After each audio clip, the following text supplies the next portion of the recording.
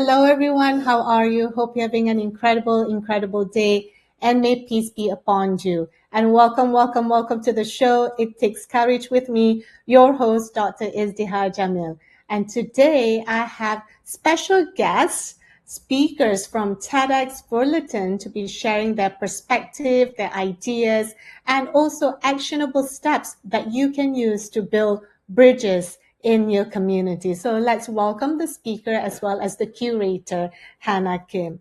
So welcome, Gil. And we have Hannah, we have Natasha, and we also have Heather, who's joining us all the way in Seoul. So welcome, everybody, and thank you for joining the show today. Thank you for having us. Thank you.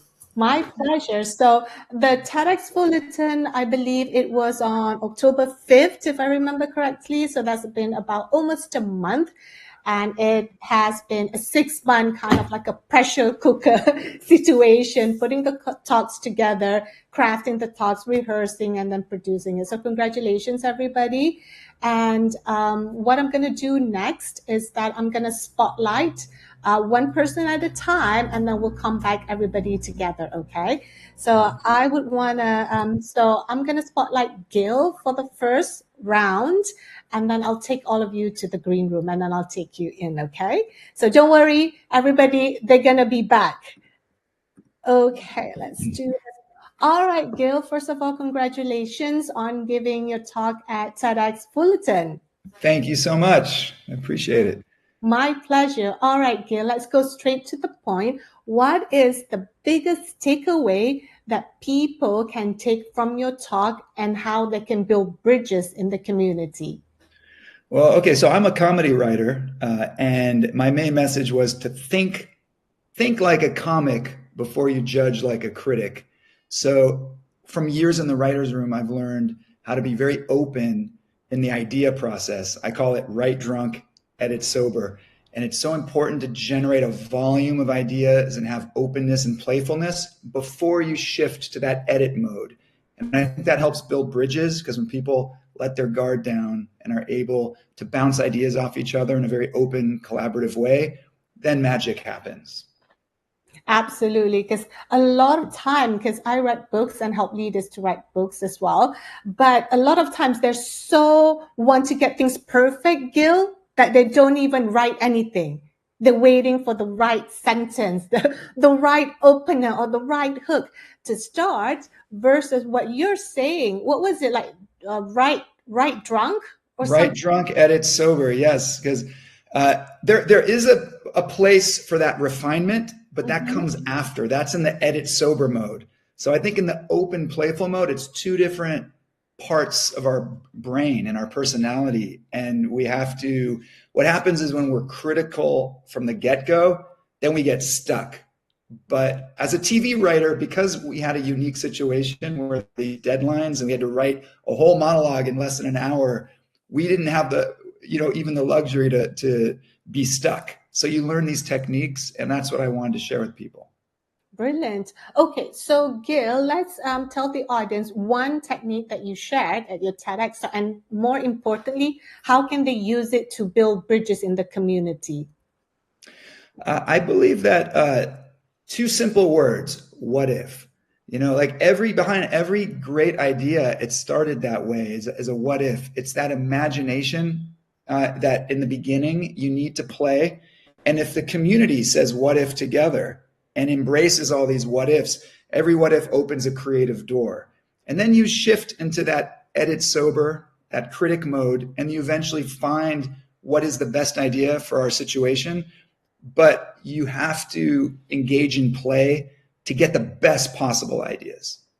Brilliant. So what if, and then engaging in a playful, creative, adventurous kind of like outpouring, and Yeah. then you can take it to the refinement, the polishing for the next step. Because even with books or TEDx, what you see now as its final product isn't how it started. It's always messy because every master was once a disaster. So you start with a lot of messiness, disaster, rewriting, and it is the process. So what if and write drunk, Right drunk, edit sober. right drunk. And then I add a third thing, act caffeinated. So once you have that idea, then you spring into action with energy. So there's kind of there's three phases, I believe, to the creative process. Absolutely. So kind of like building bridges is a part of it, right? But you also got to invite people to cross it, and you yourself got to cross that bridge, because otherwise it will be a pretty structure. So the caffeine part is the action mode, I believe, where you kind of like take the action of crossing the bridge or sending invitation to people to kind of, build the community and share the voices.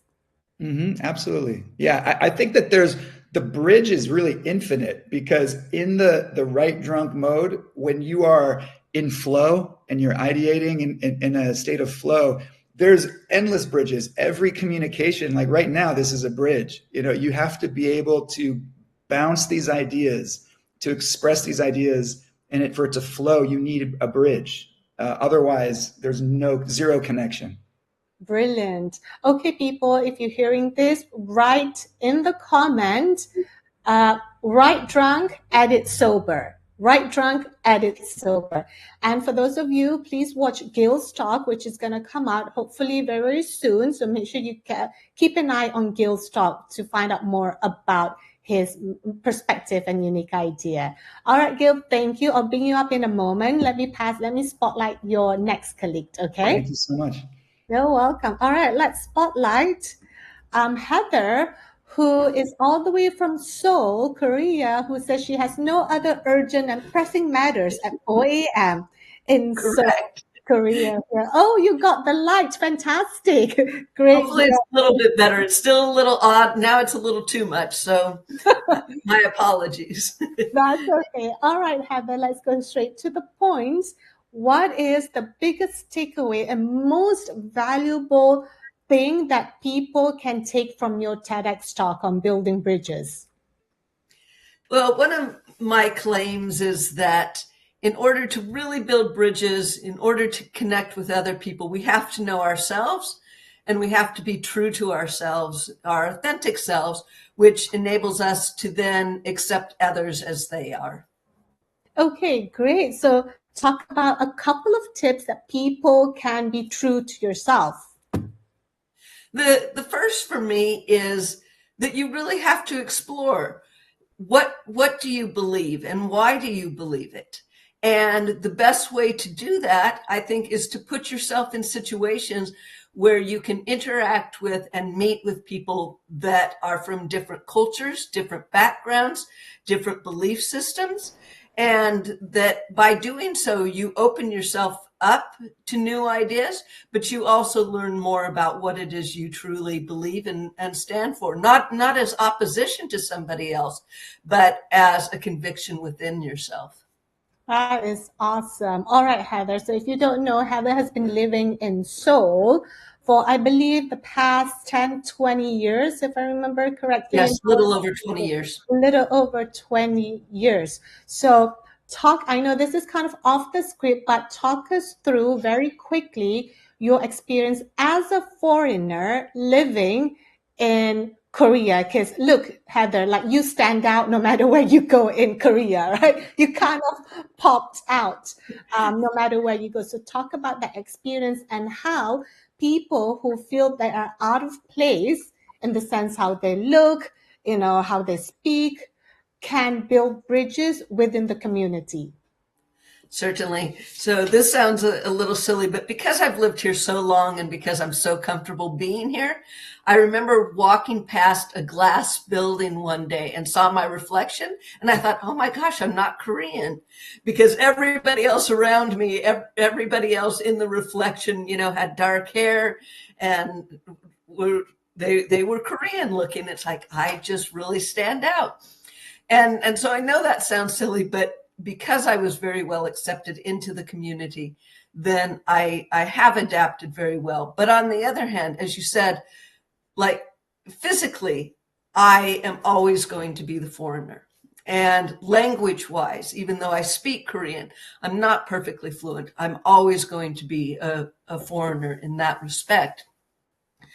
But it again, for me, the part of the process of living here, there were times where I felt more accepted and less accepted. And that hasn't to do in part with the fact that I very first came to Korea in 1986. And at that time, there were almost no foreigners where I was living, and certainly not Caucasian white women. And so I stood out even more at that time.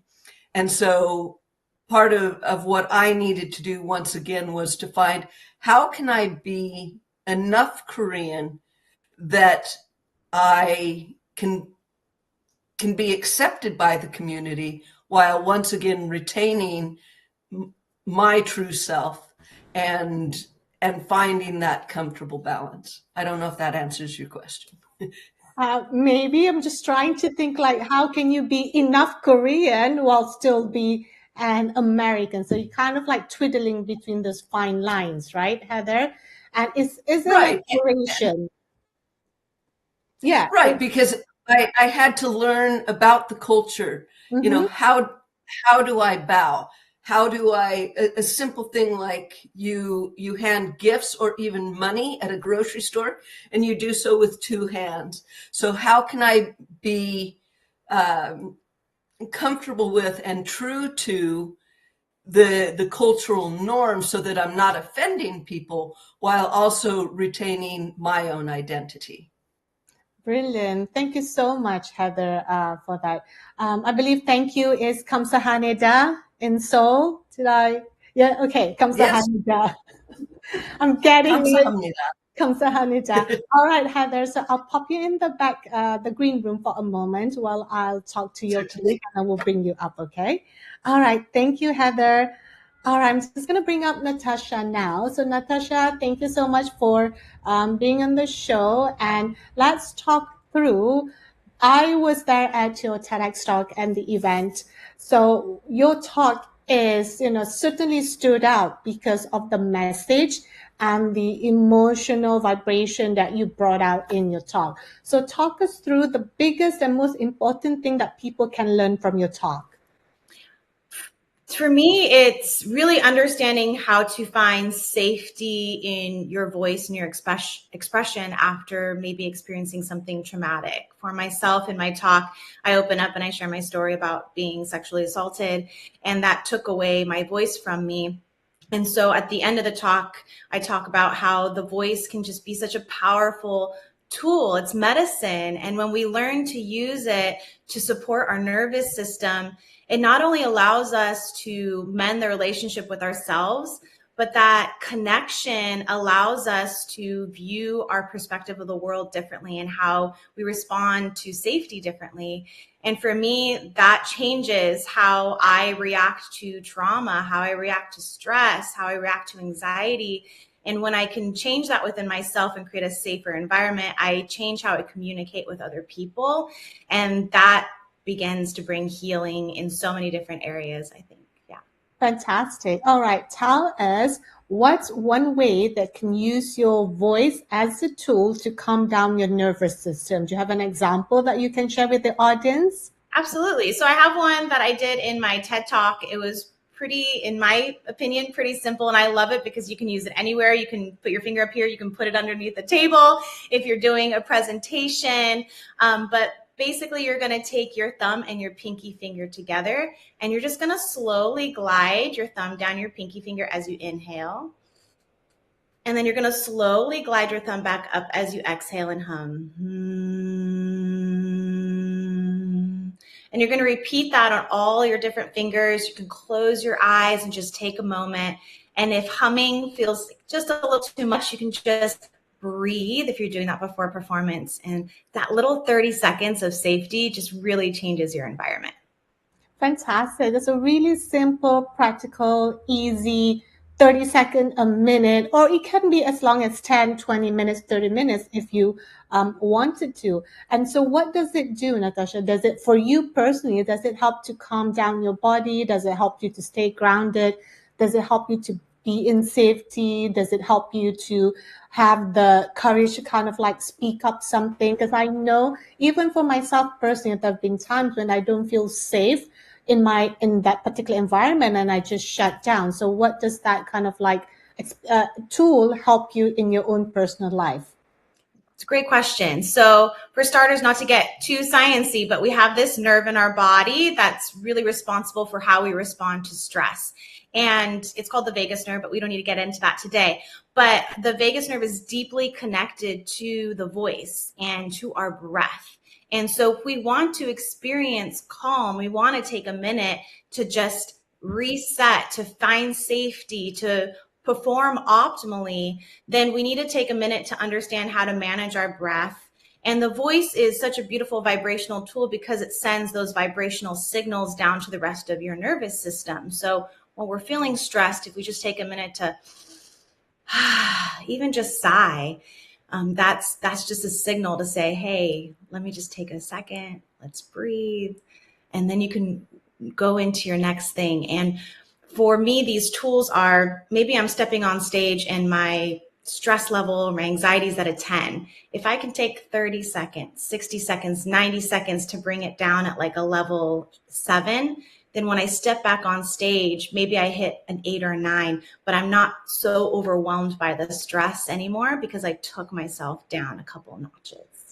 Brilliant. It's a way of, getting back to your body and calming down your body. There's no saying that, you're not saying that it's going to go away completely, right? But it's kind of like helping you to manage it, to take a moment to drop it down a couple of notches so that you're not so paralyzed of whatever the things that you need to do, whether stepping on stage or coming for this interview or writing your book or whatever that is. I think that's a perfect way that the audience can relate to. And more importantly, Natasha, tell us very quickly, how can this technique about using your voice and this calming technique can help communities to build bridges? For starters, communicating with ourselves, I think, is so important, and taking that introspective awareness. When we build safety within ourselves and we can take ourselves down a couple notches, and then I sit in front of you, I can have a conversation that's more connected, because not only am I safe in my own environment, I'm building safety in my environment around us. And that's how we start building communities. That's how we start building the bridge for people healing other people. And I think that's huge. And so our voice is our number one way of communicating with one another. So it's very important to learn how to incorporate safety into our expression. Fantastic. All right, Natasha, can you tell the viewers very quickly, and I'll round it out with the other speakers as well, what is the title of your talk? And so we're setting the intention that Natasha's talk is going to be released very, very soon. So what is the title of your talk so that the audience can keep an eye on it? Great. So the title of my talk is How to Find Safety in Your Voice After Experiencing Trauma. Fantastic. Thank you so much, Natasha. All right, let's bring up, I'm going to pop you in the back in the green room, okay, for a second. Okay, let's bring up Hannah Kim, who is the curator for TEDxFullerton. And Hannah and I, we met, I feel, 2023. It was through a mutual friend of ours that connected us. So my friend Laura invited Hannah to her TEDx talk in Huntington Beach, where I was curating it with the team. And then the year after, we invited Hannah to send in her application, and she had the most amazing experience just straight after the talk. And she now just hosted and organized TEDxFullerton. So Hannah, first of all, congratulations on TEDxFullerton. despite the many heart attack inducing moments that none of us wanted to go through, but had to go through to grow ourselves. So first of all, what was it like organizing TEDxFullerton? What was like your biggest moment and lesson learned from organizing TEDxFullerton? Wow, the biggest lesson that I've learned so much through this process. And, you know, as a TEDx speaker, I saw only what was happening on the surface. So I had no idea what was going on in the background. And so I thought, oh, like, I see how it's structured. I see how it's going. And I think I can replicate it. And that's why I decided to host my own TEDx event. And then in the process of, preparing and planning, I've learned that there's so much that goes on behind the scenes. And there's so many variables that can pop out at any moment. That is very heart attack. You're putting fires everywhere. Right. Fire because, like I said, as a speaker, you only had one aspect, the speaking, right? All you had to do was focus on your talk and rehearsing it and tweaking it and rehearsing it. But as a TEDx organizer, you have your team, you have the speakers, you have the TEDx, you have the production team, you have the venue, you have the sponsorship, you have everything else in between. I just had a conversation with someone who says, okay, so she is like, she assisted at a TEDx event. I think she assisted a couple, and then she said, well, I've assisted at a couple of TEDx events, and you've only hosted one TEDx event. I think we're even in terms of knowledge. I was like, if you only knew, like assisting things and organizing and speaking on stage, there are totally different facets. And also people telling me, oh yeah, TEDx organizer curator, they're the same as TEDx coaches. I'm like, okay, fantastic. So let's talk about this theme that you have. And this is something I've been reflecting. I've told Hannah before that when I first had the idea of organizing TEDx, I really thought about building bridges. It was one of those things. And it didn't manifest in my own TEDx event, but somehow God gave it way for that idea to be birthed through something else, so different bridges. So let's talk about why building bridges and what is the number one thing you want to see happen in your community when they build bridges with one another. Yeah, with the advent of social media and the algorithms that it uses to spread content on their platforms, it seems like we are being exposed to ideas and beliefs that we already believe in. And so, like, for example, like political left and right, we're literally seems like living in different realities because we're being fed different information. And so, the world has always been divided, but it feels more so because of that social media platforms. And I see so much division and so much hatred being spread. And it seems to objectify people and others them rather than having the opportunity to see people as people. It's like the other, like, the political left or the political right. And so I thought that was really sad because I have friends on both, spectrums of the political spectrum, and there are people on the political right that I don't agree with, but as a person, I love them deeply and I trust them. And then there are people on the political, left that I don't like. Yeah, we maybe share some beliefs, but I don't like you as a person. And so, I wanted the building bridges to be able to like humanize each other, and so that we can start creating more harmony and unity in the world instead of objectifying and othering people who don't believe what we believe, who don't look like what we look like. Mm-hmm. So, and our speakers did a fantastic job in building bridges. And so we are offering now that a lot of the talks are out to start crossing those bridges, make those bridges and start crossing them. Absolutely. And one of the things with TED is that they want a diverse speakers who speak from different kind of perspectives. So you have speakers like Gil, who is, I'm reminding myself of the way pronouncing his name. So Gil, who talks about writing, right?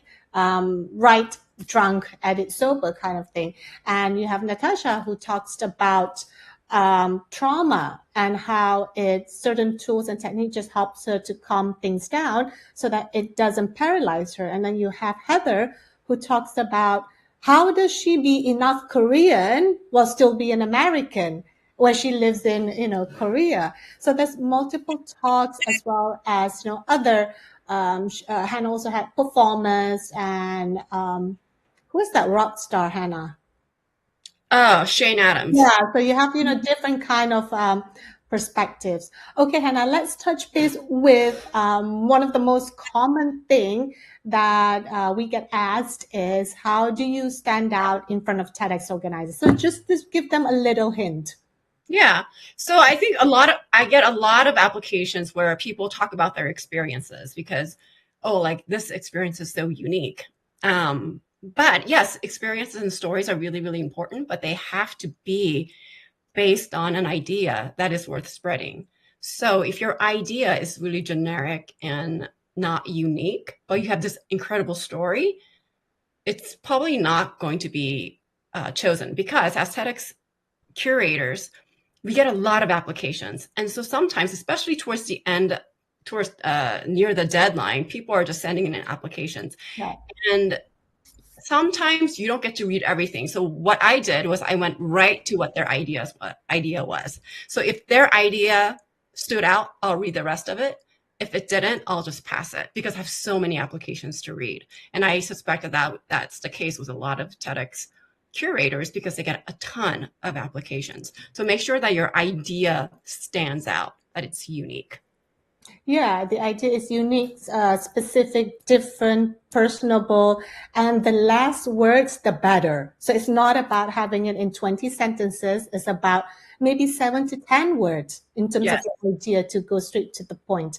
And for me, when I was reviewing it, one of the things I go to the first is the videos because the body cannot lie. Like when you have your idea and then when you see the body and the way a speaker presents itself, it tells some stories in it. So when you do send in your videos, first of all, make sure that you read the instructions on what the organizer wants when you send in your video. Like for us, one of the instruction is it needs to be 57 seconds. Because we want to see if you're open to coaching. There's so many T's and dots and I's we have to cross. So we want to see that you're able to kind of like follow the instructions from the get-go. And the way you present yourself, kind of like make an effort. Just make a little bit of effort, right, Hannah, with the way you present, with the lighting and how you speak. Yes. And I feel like the number one thing is how is your idea can solve a community's problem, not how great my story is, but how can it solve a problem. Okay, Hannah, so let's bring our speakers back here because I want to make sure that we touch base with their talk. So Gil, let me start with you. Can you tell the audience what is the title of your talk so that they can keep an eye on it when it comes out? Yes, it's called Want Better Ideas Fast? Think Like a Comedy Writer. Okay, so want better idea fast, think like a comedy writer. Fantastic. And Natasha, can you remind everyone else again what is your talk title? Yeah, it's how to find safety in your voice and reclaiming your voice after trauma. Brilliant. Okay, Heather, what is the title of your talk? Mine is The Power of Authenticity, Connecting Across Differences. Fabulous. Okay, Hannah, what is the name of your talk? Because, I feel that if you want to be a curator, you at least got to be a TEDx speaker first so that you know the whole process and have some form of experience to kind of walk the walk. So what's the name of your talk, Hannah? What I learned from performing classical music in prisons. Yeah, that's how Hannah's idea really stood out. So it's not just about classical music, but it's about classical music and prisons, which is a very contradicting and juxtaposition point of view. So that kind of got us excited as well. And can I say that I remember from Hannah's application, she was very like well presented and professional. Like she is a player. She's not like do things mediocrely. So, when you have a TEDx event, one of the biggest element is a team. And you want to make sure you have the best team, right? From the speaker, from the trainer, from tech person. So those are the things that can help you stand out. Something unique, personable, different, but the way you present yourself. And I feel like Hannah, energetically is also important, right? The way they come across the speakers. There's something about Gail, Natasha, and Heather. So let's round up with this question. What is one actionable step that people can do right now so that they can immediately build bridges in the community? So Heather, let's start with you. Can I pass just a moment? I'm sorry. I just froze. I have to think of one really actionable item. Hannah, go ahead. This is what teamwork is about. And this idea came when Heather was speaking about, put yourself in situations where, there are people who share different cultural backgrounds, political, religious beliefs, and listen instead of kind of thinking this is what I believe and I'm right all the time. Go in with the openness and start listening. And without you might get the urge to argue, but just notice that and put that aside and just listen truly to understand rather than to judge or to criticize. As I think that's a simple way, but a very effective way to start building bridges. Brilliant. Start to listen, kind of pull yourself, do the techniques that Natasha showed. If you get triggered, just breathe and listen to it. But also for the person that is sharing, think about what you're saying. How is it going to benefit the other person versus, like so into yourself that it kind of like, it's just really hard to connect when you kind of like so into yourself, like how great I am. This is why it's important. This is why I'm right kind of thing. So think about the other person as well. And I think like by doing these two things, it can really build the bridges, like a smoother bridge between the community. So thank you so much, Hannah. Okay, Natasha, what is one simple action that people can do right now to immediately build bridges? I think it's taking, again, that 30 seconds, that 90 seconds, whatever you have, before you are going to be in communication with someone else. You have to make sure that you take that second to be in communication with yourself, because then we can't build that bridge. We can't build that connection. If I'm not connected to me, how do I expect myself to be connected to the person in front of me? And so if we just learn just little tools here and there that can allow me to feel grounded, allow me to feel safe, I can allow myself to build that bridge and connect with other people in my environment. Okay, fabulous. And just take a moment for yourself, right? Taking a breath, doing the humming, doing the finger. I don't know what the technique is called, Natasha. Is it the finger? I'm just going to call it the finger technique. Yeah. Yeah. Just take a moment to bring it to yourself. I produced a book called Women Who Lead, and one of the authors, Marsha, she is the godmother of personal transformation. And her chapter, she says, center first, act later, which is what Natasha is saying. Like, take it to yourself, take a moment to breathe before you act. Take a moment to breathe before you hit send on that email. Take a moment to breathe before you send that voice message. Because once it's out there, it's really hard to pull back. So that's a great tip. Thank you so much, Natasha. Okay, Gil, what is one simple thing that people can do right now to immediately build bridges in the community?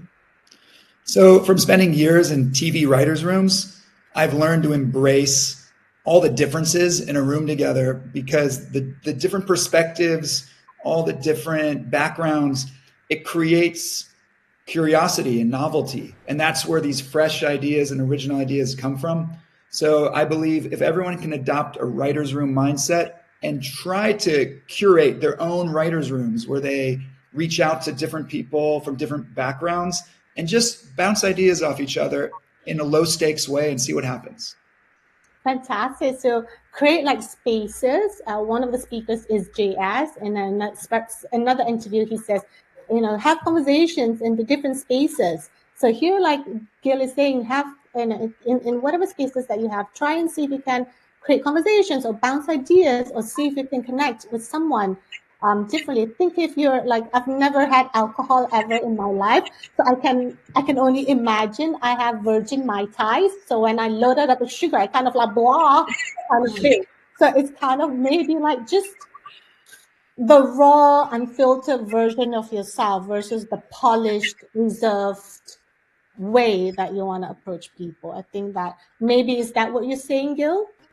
Yeah, I do think you need that authentic, Mhm. really genuine communication and unfiltered ideas in a respectful way. But it's only through that you explore and you think wide, you have a wide perspective, you have way more options than when you are in a filtered, narrow field of vision. Absolutely. And I feel like sometimes fear consumes you, but just take the leap of like, hey, Natasha, I have an idea that I want to brainstorm with you. Can we hop on a call? And that person can then say yes or no. Just kind of like put yourself out there a little bit, because if you don't take the shot, you're going to miss it 100%. So thank you so much for that, Gail. Okay, Heather, one simple thing that people can do to build bridges in the community. Well, since Hannah was kind enough to build upon my ideas, I would like to build upon hers and incorporate really what everybody said. And that is that humanizing factor, is that to realize that, yes, we may be different, but we all have commonalities, and especially in moments of trauma or in moments of great joy, that we can see those connections that are between us, simply because we are human and we are part of this human experience. And so if we can see others not as opposing us, but to find commonalities. And I think we always will. I work with students from more than 50 countries, and I have never not connected with one of them at some level. Brilliant. And one of the ways that Heather shows connection is that when my family and I flew into Malaysia, we had a stopover at Seoul. So Heather sent an invitation for us to, hang out with her, because we had like a long layover. And we probably only met 10 minutes before on a training, but that's one of the ways to create connection, offer an invitation. And when the invitation is accepted, actually show up. Because it would be awkward, wouldn't it, Heather? There I am at Seoul with my family, but there was no Heather. But send an invitation and then, make them feel welcome and then show up at your invitation. I think that's a beautiful, beautiful thing to have. All right, let's wrap up with this. When my community build bridges, it will fill in the blanks.